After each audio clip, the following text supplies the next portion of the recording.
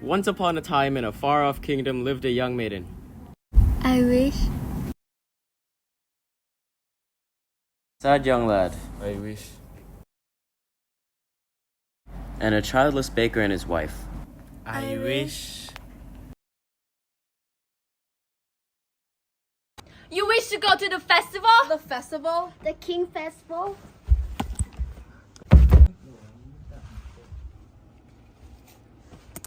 There you go. I have emptied the pot of lentil into ashes for you. If you have picked them out in 2 hours' time, maybe you will go to the ball. Although Cinderella fulfilled the task her stepmother had set, still would not allow her to attend the king's festival. You will make us the fool at the festival and mortify the prince. Jack, on the other hand, had no father, and his mother, I wish. well, she was not quite beautiful. Why? Come in, little girl. I wish. It's not for me, it's for my granny in the woods. Just a loaf of bread, please. As for the baker, he had lost his family in a baking accident, or so he had been told, and was eager to have a family of his own.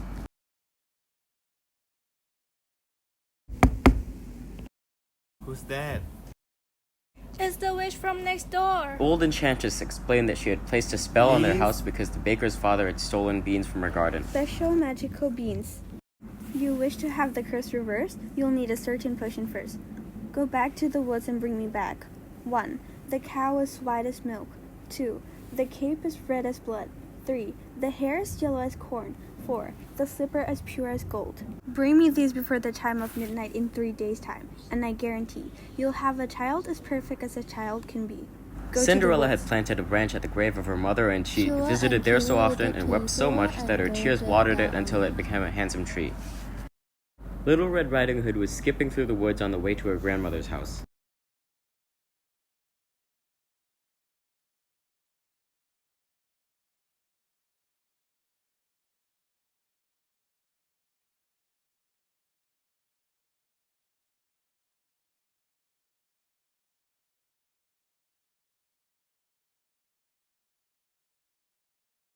Unperturbed, she continued on her way. The baker and his wife, who had ventured into the woods to find the items they needed to break the spell, came upon a young boy taking a snow-white cow to market. White as milk. Are you on your way to the market, young man? Yes, sir. How much do you want for your animal? I'm to take no less than 5 pounds, sir. 5 pounds? Where am I to get such money? Yes, we can't part from our beans. What? Oh yes, our beans are too much precious to be traded for such animal as this. Yes, magic beans. They are worth at least £1 apiece. 5 beans in trade for your cow. Very well, sir. I accept. And the baker continued to search for the cape as red as blood. As for Rapunzel, the witch was careful not to lose this beauty to the outside world, and so shut her within a doorless tower. When the old enchantress paid a visit, she called forth, Rapunzel, Rapunzel, let down your hair! The little girl was surprised to find her grandmother's cottage doors standing open. Good day, grandmother. My grandmother, you look very strange. What big ears you have. All the better to hear you with, my dear. What big eyes you have. All the better to see you with, my dear. What big teeth you have. All the better to eat you with, my dear.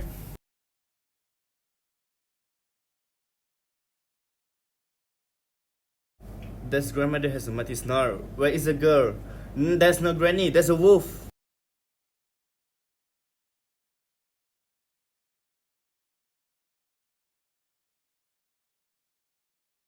Mr. Baker, you saved our lives.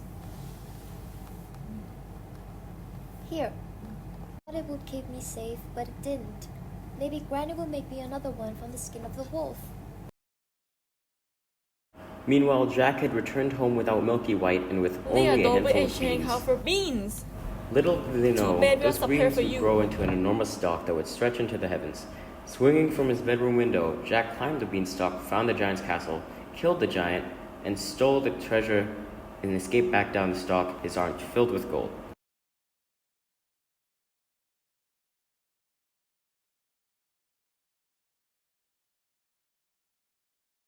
The baker's wife called forth, Rapunzel, let down your hair. Is that you, my prince? Rapunzel, Rapunzel, let down your hair to me.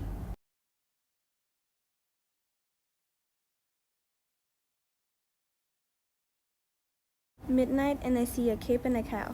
And some hair. And the slippers. The prince there will give them to me. Where did you get this hair? I pulled it from an unsuspecting maiden in a tower. You did what?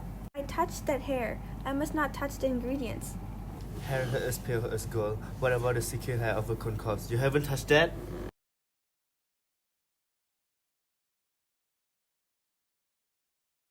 They feed the remaining ingredients to the cow and she begins to milk.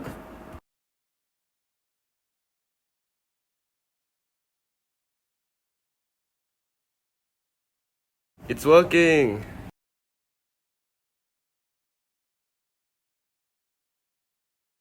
The witch drinks the milk and she began to shake and cry out as if in pain. They watched, transfixed, as she transformed into a beautiful woman. Lucinda and Florinda have both tried to fit the slipper, resorting to removing toes and heels with a sharp knife, but to no avail. Have you no other daughters? At this moment, Cinderella appeared. Even though she was dressed only in rags, the prince recognized his love immediately. The golden slipper fitted perfectly and he whisked Cinderella into his arms. This is my true bride. Much to the dismay of her stepmother and her daughters, he took Cinderella on his horse and rode off. The end.